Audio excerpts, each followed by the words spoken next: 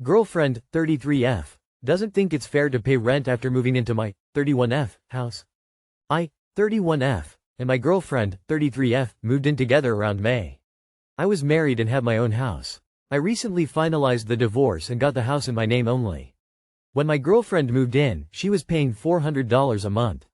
But, after 2 months, she was struggling financially due to her own spending habits, bills, credit card being full, and calling into work. It was really affecting her mood and she was really worried about it. I am not well off. I can barely make my bills each month between the house, car, groceries, pets, even with a good job. But I offered to stop having her pay me rent, so she could put that money toward her bills and get it a little paid off and caught up. She had to stop calling in unless she had leave, she did some food deliveries to earn more, etc.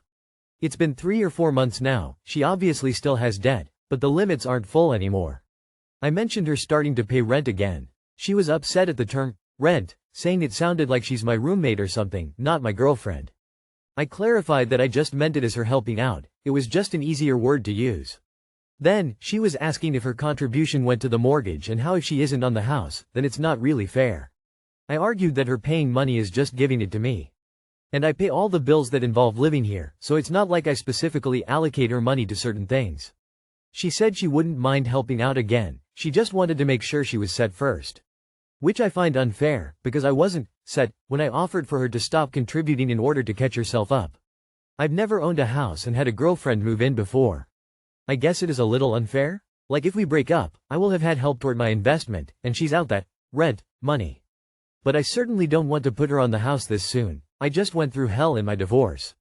How do you work this kind of situation out? I still pay a lot more than her if she helps out, even though I don't make much more. But what is fair?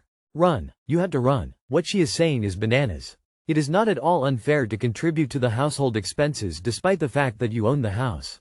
You're charging her a pittance. But the bigger reason I say run is because she is completely irresponsible financially and will bring you down. Do not let that happen. Her credit cards were completely maxed out? And now she has credit card debt but is in a better situation because they are not maxed out? Sounds like instead of finally paying them off, she is going to max them out again. If your girlfriend can't afford a $400 a month in rent, there's an issue, especially if she's making a little less than you. Ask her to chip in for utilities. Or groceries if the bill is shared. Why don't you lay out a budget and put together how much all of the services, utilities, groceries that she uses cost and split in half? If that is still unsatisfactory to her, then she can find other arrangements. Don't let her take you for a fool. She's not interested in being helped. The issues that she is having are not circumstances out of her control.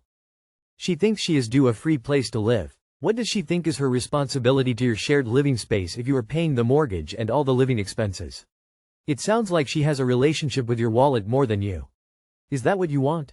Yeah, she's just looking for a sugar daddy. She has zero intentions of contributing so long as you're happy to sit back and provide for her. Whatever you do, do not put her on the deed. Right now it's your house and your house alone. Unless you want to spend the rest of your life watching her blow all your money, kick her out now. Find a partner, you have a dependent. Friend, F20, touched my breasts playfully. I, F21, got sorta turned on, but I'm straight. My friend has always been the touchy type. I don't mind because she's a very close friend of mine, probably one of my besties. My love language is physical touch. Her love language is also physical touch. We would hold hands, hug each other a lot, etc., etc. The other day we were hanging out and she was talking about our boob sizes, how one boob is always bigger or smaller than the other, and she sort of cupped my breast and her breast to compare our sizes. Again, I didn't mind. She then started touching them a bit more and just squeezing them, quickly, not sexually or anything like that. And then she put her hand up my shirt, under my bra, and cupped them and said, "Whoa," and started talking again. Again, it was very quick. I don't think she meant it sexually. At that time, I was sort of turned on by it. I'm pretty sure I'm straight. I've never thought about dating girls or anything. I'm 99.9% sure my friend is also straight because she has a boyfriend of 5 years, but she is very touchy around girls. LMAO. Any advice? I'm kinda confused, loudly crying. Some men get turned on by looking at a piece of fruit with a hole in it. American Pie, don't look into it. The body is a crazy thing. Bus vibrations give men boners, but they don't want to make love to a bus. Enjoying the physical sensation doesn't mean you like the person. I've heard women talk about being aroused during certain examinations, but they weren't attracted to the doctor. P.S. Your mind might be saying this isn't sexual, but your body didn't feel that way. Read Kinsey's report on sexuality spectrum. It's not all or nothing. Also, our bodies react to any type of consensual touch. Hey, no worries. Your body just responded to being touched in a sensitive area. That's totally normal, regardless of who's doing the touching. It's like when someone accidentally tickles you and you laugh even though you're not in a comedy club, you know. Doesn't mean you're suddenly a tickle enthusiast. Rolling on the floor laughing as long as you're comfortable and there's no weirdness between you two, it's all good. If it happens again and you feel weird, just bring it up with her in a chill way. Or, just change the topic to something less grabbable, like, so, have you seen the new episode of Love Island? Cold sweat smile.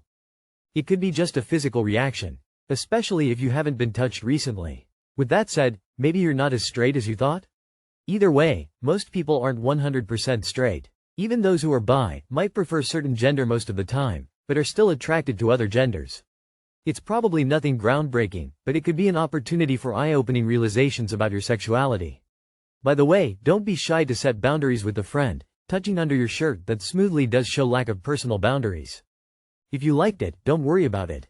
Everything will be okay. Caught my 27 male girlfriend, 25 female, in a lie 1 year later. What do I do? My girlfriend and I have been together for about 20 months. For some context, she would be considered a 9 or 10 by most people. She's stunning and has an infectious personality, so before she met me, I pretty much assumed she had a good bit of experience and luck with boys, which was of course true. This never bothered me a bit, until a few weeks in when I noticed she kept in touch with a lot of guys. Nothing was ever hidden from me. She would answer phone calls on speaker and introduce me as her boyfriend, etc. Blew it off for the most part. It started to bother me more about 4 months into the relationship when one guy, we'll call him Alex, became a consistent Snapchatter and texter. When I asked about their history, she told me that Alex was into her at one point but they never dated. This was confirmed, but I told her it was starting to make me uncomfortable and that they can OFC be friends, but there needs to be some boundaries given his past interest in you. Guys don't just forget about the super hot girl they almost got with. If she's texting you back, as a guy you hold on to there being a chance at some point. This turned into a fairly persistent disagreement, but the guy never threatened me, so I eventually dropped it and they started communicating less as the relationship became more public. By this time, I had met most of these guy friends and they were truly friends by association of a group or family, so I was friendly and got to know them. One night when my girlfriend was in the shower, I was laying in bed and her phone went off next to me. It was a guy's name I had never heard of once before. We'll call him Dan. What I saw was Dan asking my girlfriend out for drinks on a night he would be in town for work about a week prior. My girlfriend emphatically agreed and said to let her know when, where. Obviously this was never mentioned to me. The texts from the day of the incident were Dan saying that he was getting off work around 6 and could meet up anytime after. Keep in mind my girlfriend is at my apartment during this exchange. Her response was that she totally forgot she had to help her cousin move and couldn't make drinks, but hopefully next time he was in town. Not that she was with her boyfriend, no mention of me in the exchange.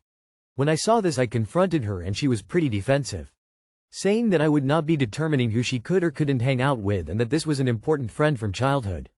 I told her that I would never tell her what she can or can't do, but surely you understand how this looks and makes me feel. It was a pretty heated exchange and we both went to bed angry. The next day we spoke again and my girlfriend fed me a big story about how she went through an extremely traumatizing event in HS and that he was instrumental in helping her get through it. But doubled down that they were friends and had never dated. I empathized with her and felt bad for pulling something like that out of her. I told her in the future, please just let me know if something like this is brought up or you want to meet up with a friend. I'll never control you, but I do deserve to know if, when, who you're meeting up with one-on-one. I also said that it would mean a lot to me if she could introduce us at some point since he's so important. She halfway agreed but said that given the context of their relationship, it might be awkward to include me for the first time meeting up again.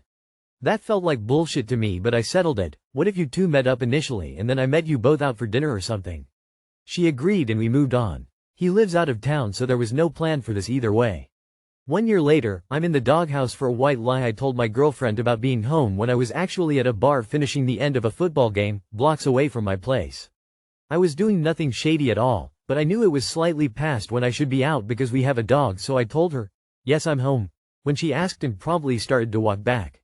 When I got home she was in the apartment and felt like she was busting me in a huge lie.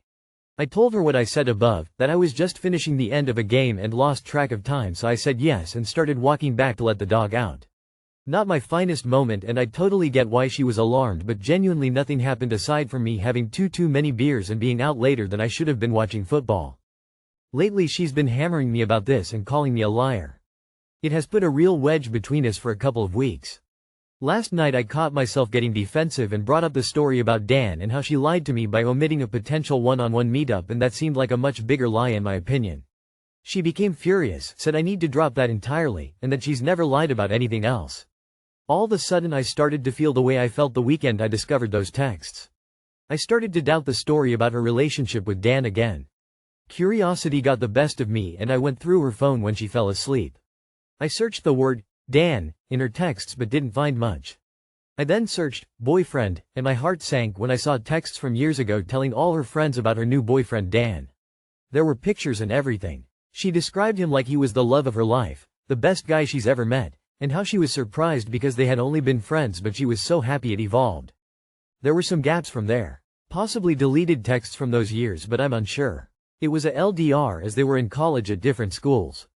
It seemed like a short-lived relationship, but they texted regularly for years after about possibly getting back together, but I guess it never worked out. I have no clue if they had sex, but safe to assume yes since she was calling him her boyfriend. I feel so low on myself right now. I'm being called out on this white lie constantly, and I just found out that my girlfriend was trying to link with her ex-boyfriend behind my back last summer. I guess I dropped it at the time because the meeting never happened and we were mostly happy. Is it possible that they were truly friendly drinks and nothing was going to come of it? Maybe, but bottom line is that she lied about the relationship. She omitted the entire thing and I would have never known if I didn't check her phone. And she lied to him about being with her cousin when she was with me. I feel like an absolute moron right now. What do I do? She's out of town with family and I won't see her again until Monday. Too long did not read. My girlfriend almost linked with an ex while we were dating, lied to me about their relationship which I just found out about, and is now hammering me about a white lie I got caught in a few weeks ago. The lying is a massive red flag. If she isn't already cheating on you with Dan, or cheating on Dan with you, she's definitely making sure she keeps the option around if she decides to. I would recommend you seriously consider ending the relationship. Thanks so much for the support, everyone. I can tell I'm in a denial stage right now and know this isn't going to be easy. I'm going to enjoy my weekend with close friends, be around good energy, and address this with my girlfriend next week. We'll post an update ASAP. I know it's silly, but hearing people say I did the right thing will go a long way. Have a great weekend, Reddit peeps. She will definitely try to make you the bad guy in this situation, so you might as well be ready for that. Not time to leave. No amount of good looks will make up for shitty behavior. She may be pretty outside, but she's ugly inside and you'll never have a happy, healthy relationship with her. I know how it seems and you think it might work out, but she isn't over him. If there is a chance she would go back to him. You better end it while you're at it or you will be haunted later and the aftermath would be horrifying.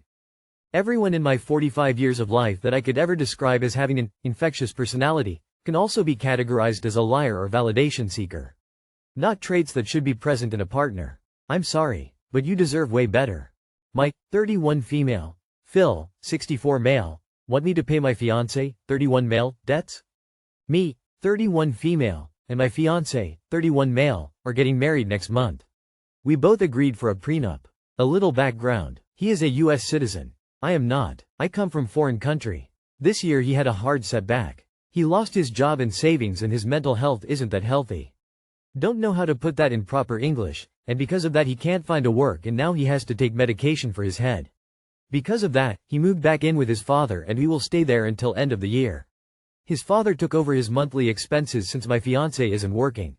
His father is a bit of an a-hole. His father texted me that he wants me to pay for all my fiance's expenses when we get married since I'm going to be his wife and that is how marriage works. But don't want that. I wasn't raised like that. My parents taught me that both partners should take responsibility for their own expenses. Plus his father spoiled him a lot. He doesn't work but he buys him a Jeep, newest iPhone, etc. when he see that his son ain't working. So why would have to pay for his mistakes? Is my Phil right that need to pay his debts? I see it like this. My father-in-law knew that his son had debts and no job and still he bought all those stuff for his son. What do you guys think? Your fiancé is not marriage material right now. And he may never be.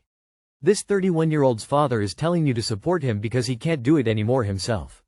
It's time for your fiancé to grow up, get a job, and pay his bills. Do not start any wedding planning until he does. This is where you put on your sneakers and you run for your life. Location flag location flag location flag location flag location flag location flag location flag location flag. Do not get married. They are treating you like a bank, not a family member.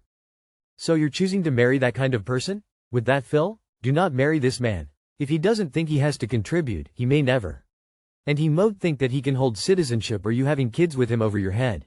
This would make me slowly back away. FYI, I paid my ex's debts from my inheritance after my father died. I gave him almost all my money, $50, which was a lot for me back then. I was 20 and he was 33. A whole mess. It still blew up a year later when creditors wanted to put a lien on our house because of some unpaid debt from years ago that he had hidden from me. He wanted me to pay debts that he accumulated together with his ex over 10 years prior. I broke up, sold our house. Took half of what we owned and our daughter, yes, I was young and naive, and moved out. I think you're heading for a disaster of a marriage. Non-working, spoiled fiance, overbearing future Phil. What do you see in this?